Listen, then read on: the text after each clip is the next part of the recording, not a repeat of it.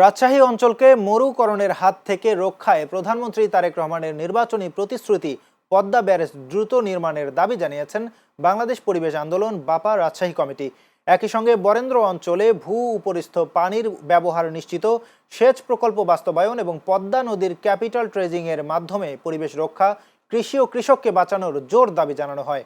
নগরীর সাহেববাজার জিরো পয়েন্টে এই মানববন্ধন ও সমাবেশ অনুষ্ঠিত হয়। সমাবেশে বক্তারা বলেন, উত্তরের জেলা নওগাঁ, রাজশাহী ও চাঁপাইনবাবগঞ্জের ভূগর্ভস্থ পানির স্তর যে হারে নিচে নামছে তা কেবল উদ্বেগজনক নয়, বরং এক ভয়াবহ মানবিক ও পরিবেশগত বিপর্যয়ের আশঙ্কা সূচক। নির্বাচনের আগে বর্তমান প্রধানমন্ত্রী তারেক রহমান রাজশাহীর জনসভায় পদ্মা ব্যারেজ দ্রুত নির্মাণের অঙ্গীকার করেছিলেন। এতে রাজশাহীর মানুষ আশায় বুক বেঁধেছে।